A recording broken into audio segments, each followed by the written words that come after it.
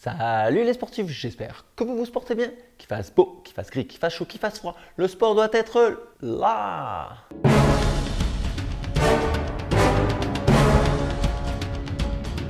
Under Armour Rain 4 Pro. Oui, moi j'ai pris la version Pro parce que j'aime bien le côté chaussant. Si tu me suis, tu sais, et que j'apprécie ce type de chaussant.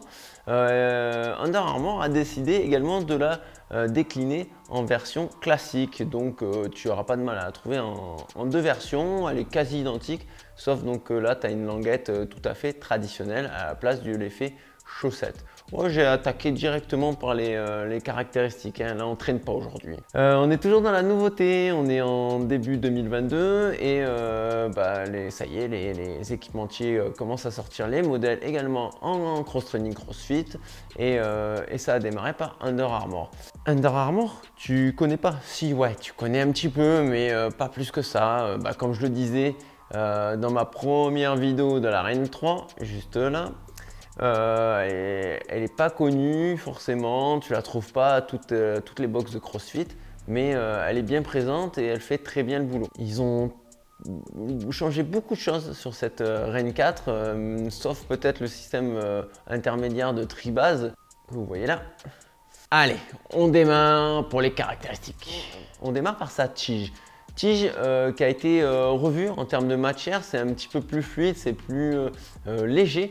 En parlant de légèreté, la basket elle fait aux environs de 300 grammes.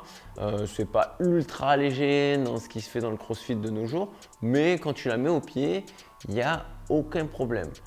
Ah, quand tu la mets en pied. Alors si vous me suivez, sur mon ancienne vidéo, je disais un effet charentaise quand tu mettais la Rain 3. Là, sur cette Rain 4, c'est plus du tout le cas. Elle est confort, il n'y a pas de problème. Tu la mets, tu te sens bien dedans. Mais il n'y a plus cet effet pantoufle. Il n'y a plus l'effet pantoufle, on sent tout de suite qu'on est dans la cour des grands et on va être là pour faire du sport. Il y a toujours la marque de fabrique de chez Under Armour dans l'emprise. Tu sens que ton pied il est tout de suite enveloppé et ça c'est vraiment agréable et ça c'est ce que j'apprécie. Au niveau du col arrière, dans le talon, tu sens que c'est pris, c'est vraiment ton pied va pas sortir. La prise au talon est identique, il y a un renfort au talon donc, qui vient solidifier le tout. Donc pour faire de l'haltérophilie, pour faire des lifts, aucun problème. La chaussure est très stable. Et il n'y a plus non plus, c'est pour celui qui a peut-être déjà une Rain 3 ou qui avait vu ma vidéo, il n'y a plus cet effet de balancier, on a une sensation d'être un petit peu en arrière comme sur les anciennes minimalistes. Là tu es dans une minimaliste mais tu le sens pas, tu as l'impression d'avoir ton pied dans une basket un peu plus classique, pas de problème de ce côté-là. Je profite pour en parler du grip. Le grip, lui, est très solide. Plancher, caoutchouc, ça fonctionne. Tu vas pouvoir également un peu courir avec. Attention, hein, toujours pareil, hein, quand là je parle de crossfit et de cross-training, tu vas pas aller courir un marathon avec, hein, mais elle te permet de faire quelques kilomètres sans aucun souci. Il y a un bon petit amorti. Je te dis attention si tu es débutant, on est sur un drop de 2 mm, c'est-à-dire que c'est la différence entre l'avant et l'arrière de la chaussure. Si tu es crossfitter, tu as l'habitude de voir des Metcon, de voir des Nano, je vous mets des liens juste là.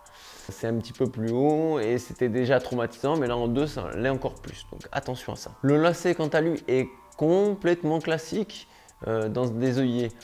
Un peu plus classique, qui dit classique plus haute intensité, dit lacet qui se défait. Donc tu es obligé de faire un double nœud. Axe d'amélioration, je pense que c'est sur le lacet que ça peut se faire sur cette chaussure. Comme sur la Rain 3, très très confortable au niveau de la languette chaussante, moi parce que je l'ai en option, donc je l'ai en version pro, et donc j'ai une petite mousse au niveau de la languette, ici. Une semelle de propreté qui est elle aussi complètement classique, donc tu vas pouvoir, la bonne nouvelle, mettre tes semelles orthopédiques si tu en as. Chaussure qui a du répondant, qui grippe bien en robe clim, qui a un petit spoiler pour les HSPU. Elle a tout d'une grande, elle est en course pour les meilleures baskets 2022 de CrossFit. Donc vous pouvez y aller les yeux fermés, il n'y a pas de souci. Si tu es débutant dans le minimaliste, que tu veux commencer à attaquer des entraînements pieds nus, voilà, ça fait une bonne transition. Tu es sur un drop de 2, donc tu es vraiment à plat, mais tu es quand même en sécurité dans ta basket. Donc ça, c'est le produit idéal. Attention pour les débutants en running qui ont une forte attaque talon, ça va bastonner. La maintien au niveau de la voûte plantaire est très intéressante, mais moi, elle est dérangeante. C'est-à-dire qu'elle est tellement présente que je la sens constamment. Donc si tu as besoin d'un maintien parce que tu n'as jamais mis tes pieds dans une minimaliste, tu vas apprécier le maintien. Par contre, si tu es comme moi, tu as un certain niveau, que ce soit en running ou en fitness, moi je la ressens un peu comme une gêne, cette prise au niveau de la voûte plantaire. Sinon, la chaussure est très respirante et comme je le disais, donc là, elle a sa place à côté de toutes les grandes de ce nom. Si tu as d'autres questions, n'hésite pas à me les mettre en commentaire. Tu profites pour en mettre un pouce bleu, à t'abonner à ma chaîne et activer les notifications. Je te dis CrossFit, trail et saucisson, portez-vous bien et surtout, machine.